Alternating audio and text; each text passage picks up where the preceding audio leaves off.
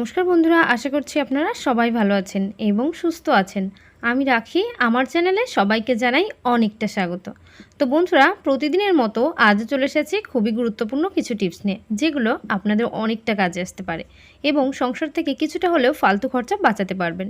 তাই আমি চলে এসেছি আমার প্রথম টিপসে আমরা যখন মুসুরির ডাল, মুগ ডাল, ছোলার ডাল এই সমস্ত ডালগুলো কিনে আনার পর এই ধরনের প্যাকেটে আনার পর যে কন্টেনারে আমরা রাখতে হয় সেটা তো রেখে দিই, আর বাদবাকি যেটুকু থাকে সেটা একটা প্লাস্টিকের মধ্যে দড়ি দিয়ে বেঁধে অথবা গার্ডার দিয়ে বেঁধে আমরা রেখে দিই। বন্ধুরা, এইভাবে রাখলে কি হয়, এর মধ্যে যে ডালগুলো থাকে অনেক সময় হাওয়া পৌঁছে এর মধ্যে ঢুকে যায় হাওয়া, তার ফলে ডালগুলো কিন্তু নষ্ট হয়ে যায়, নরম হয়ে যায়, পোকা লেগে যায়। তো বন্ধুরা, এই সমস্যা থেকে যদি আপনারা রেহাই পেতে চান, যে কন্টেনারে ডাল রাখা সেটা ভরে গেল, বাদবাকিটা কিছুই প্লাস্টিকে আছে, তখন এই কাজটা করবেন। ছোট্ট একটা টুল তৈরি করে নেবেন, তাহলে দেখবেন দারুণ কাজ হবে, একদম এয়ারটাইট কন্টেনারের মতোই কাজ হবে। আমি একটা বোতল নিয়ে নিয়েছি, ফ্রুটির একটা বোতল, সেই বোতলের মাথার দিকের একটু অংশ কেটে নিচ্ছি।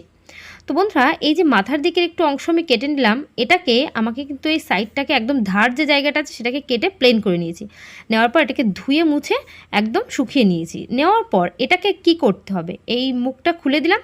খুলে পর এই দারুণ টুলটা কিন্তু তৈরি হয়ে গেল। এইবার এটাকে কি করব, প্লাস্টিকের এই মুখটাকে একটা জায়গায় করলাম, করার পর এই যে বোতলের মাথার দিকে যে অংশটা কেটে নিয়েছি এর মধ্যে এটাকে ঢুকিয়ে দেবো। এটাকে ঢুকিয়ে এটা নিচের দিকে টেনে দেবো, ভেতর থেকে হাওয়া বেরিয়ে গেলেই এই বোতলের মাথার দিকের অংশটা সম্পূর্ণ নিচে চলে যাবে।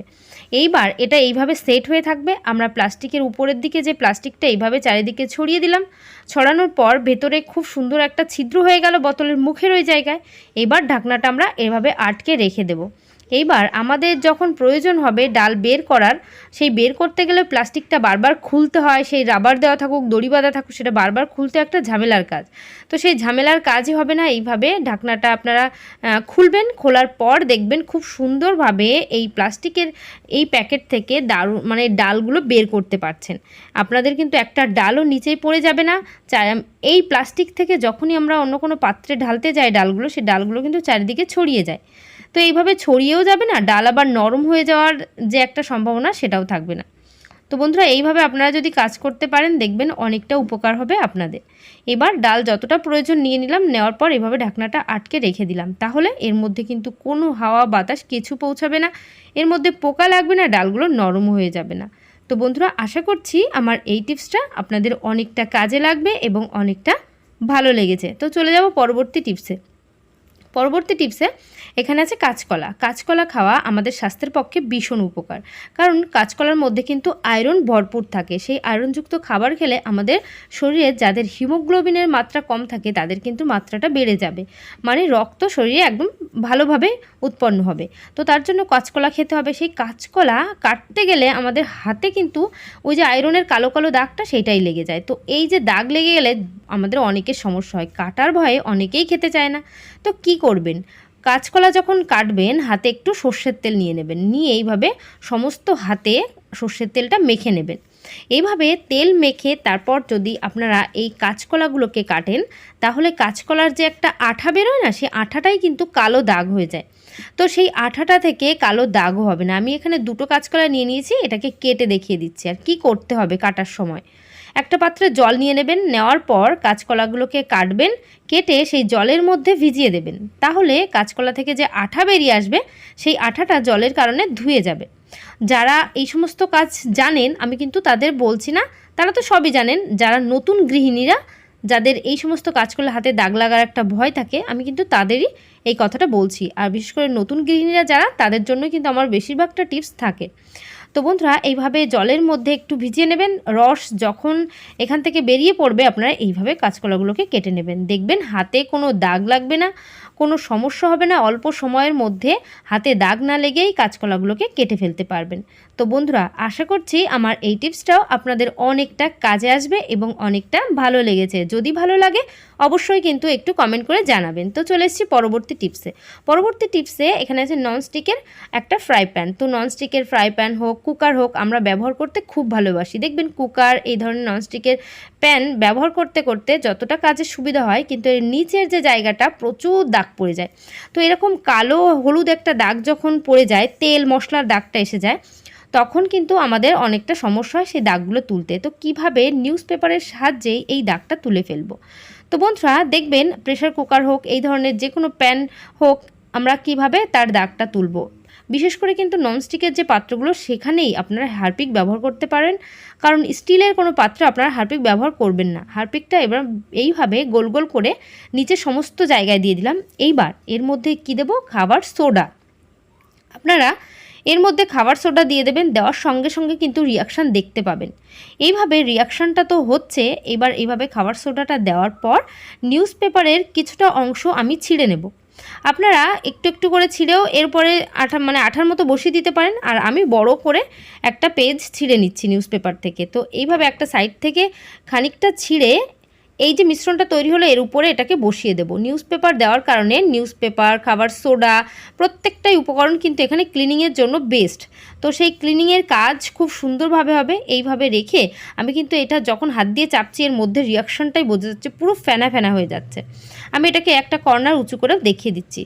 তো বন্ধুরা দেখেন কতটা ফেনা ফেনা তৈরি হয়ে গেছে। এর ফলে এর ভেতরে যে সমস্ত কালো জেদি শক্ত দাগ আছে উঠতে চাচ্ছে না, ঘষা মাজা করলেও সেই সমস্ত দাগও উঠে যাবে। এইভাবে পেপার দিয়ে একটু এইভাবে ডলবেন, তাহলে দেখবেন সে দাগটা অনেকটা উঠে যাবে। আমি কিন্তু বন্ধুরা 15 মিনিট পর ফিরে এসেছি, 15 মিনিট এইভাবে রেখে দিতে হবে। 15 মিনিট পর এই পেপারটাকে এক জায়গায় করবেন। করার পর দেখতে পাচ্ছেন এর ভেতর থেকে যে দাগগুলো ছিল সেই দাগ অলরেডি উঠে গেছে। এইবার এইভাবে 15 মিনিট হারপিকের কারণেই এবং খাবার সোডা প্রত্যেকটা উপকরণের কারণে সেই জেদি দাগগুলো কিন্তু উঠে গেল। এবার নিউজ পেপার দিয়ে এইভাবে একটু ঘষে নেবেন। ঘষার পর আমি কিন্তু এখানে ভিডিওটা কখনোই কাটছি না, না কেটেই আপনাদের ডাইরেক্ট শেয়ার করছি। তো এইভাবে নিউজ পেপার দিয়ে একটু ঘষে নেবেন, দেখবেন খুব সুন্দরভাবে সেই ননস্টিকের ফ্রাই প্যান হোক আর প্রেশার কুকার হোক প্রত্যেকটা পাত্রের নিচে যে কালোটা পড়ে সেই কালোটা আর থাকবে না। এইভাবে ঘষা মাজার পর চলেন এটাকে ধুয়েও দেখিয়ে দিচ্ছি। ওই যে বললাম আমি ভিডিওটা কখনোই কাটবো না, তার জন্য কিন্তু সম্পূর্ণটাই দেখাচ্ছি। এইবার এটাকে নিউজ পেপারটা ফেলে দিলাম, আমি জল দিয়ে পরিষ্কার করে ধুয়ে নিচ্ছি। তো দেখবেন কতটা সুন্দরভাবে পরিষ্কার হয়ে গেছে। আপনাদের বাড়িতে যদি এই ধরনের ফ্রাই প্যান হোক, প্রেশার কুকারের নিচের অংশ কালো কালো হয়ে গেছে, আপনারা এইভাবেই পরিষ্কার করে নিতে পারবেন। তো দেখেন বন্ধুরা কতটা সুন্দর পরিষ্কার হয়েছে। তো আশা করছি আমার এই টিপসটাও অনেকটা কাজে আসবে। যদি ভালো লাগে বন্ধুদের সঙ্গে শেয়ার করতে একদম ভুলবেন না। তো আমি চলে যাব পরবর্তী টিপসে বন্ধুরা, আমরা যখন এই ধরনের সিঙ্ক ব্যবহার করি বাসনপত্র মাজা, তরিতরকারি ধোয়া সমস্ত কাজের জন্য, দেখবেন জল যদি নোনা জল হয় তো এই ধরনের যে জলের কারণে, জলের নানান জায়গায় নানান ধরনের জল, সেই জলের কারণেও না আমাদের এই সিঙ্কের মধ্যে প্রচুর একটা শক্ত জেদি জলের দাগ পড়ে যায়, আয়রনের দাগ পড়ে যায়। তো তখন আমরা কিভাবে সেই সমস্ত জেদি শক্ত দাগগুলোকে পরিষ্কার করব। তো যে নোনা যে জলটা, সে জলের কারণে প্রচুর দাগ হয়। তো আমরা এই যে আমাদের ব্যবহার করা যে প্রদীপগুলো, সেই প্রদীপের সাহায্যে এই সমস্যার সমাধান করে নেব। তো কিভাবে সেই সমাধান করব, আমি এখানে প্রদীপগুলোকে সিঙ্কের মধ্যে দিয়ে দিলাম। সিঙ্কের মধ্যে প্রদীপ কেন দেব আর কিভাবে পরিষ্কার করব চলেন দেখিয়ে দিই। তো আমি এখানে প্রদীপগুলো নিয়ে নিয়েছি, পোলতেগুলোকে একটা সাইডে আমরা রেখে দেব। তো আগের ভিডিওয় আমি পোলতেগুলোর উপকারিতা কিন্তু দেখিয়ে দিয়েছি, ব্যবহার করা পোলতে কিভাবে কাজে লাগাবেন। এইবার আমরা অন্য একটা পাত্রে নিয়ে নিয়েছি, সেই পাত্রের মধ্যে দিয়ে দেব চামচে করে উঁচু উঁচু চামচ আটা। তো আপনারা আটাটা দেবেন, কারণ আটা কিন্তু ক্লিনিংয়ের জন্য ভীষণ উপকারী। আটা দিয়েছি, এইবার এর মধ্যে দিয়ে দেব খাবার সোডা। তো আটা, খাবার সোডা আর সার্ফ, এই তিনটে উপকরণের মিশ্রণে এই যে দেখতে পাচ্ছেন, প্রথমে আটা দিলাম, তারপর খাবার সোডা দিলাম, এইবার সার্ফ দিয়ে দিয়েছি। এবার এই তিনটে একসঙ্গে কিন্তু আমি মিশিয়ে দেব। মেশানোর পর অল্প অল্প করে এর মধ্যে জল দিতে হবে আর অল্প অল্প করে মাখাতে হবে, কারণ শুকনো একটা ছোট্ট ডো তৈরি করতে হবে। একদম ভিজে ভিজে থাকলে হবে না, যদি ভিজে যায় সেক্ষেত্রে সামান্য আরও একটু আটা অ্যাড করতে পারেন।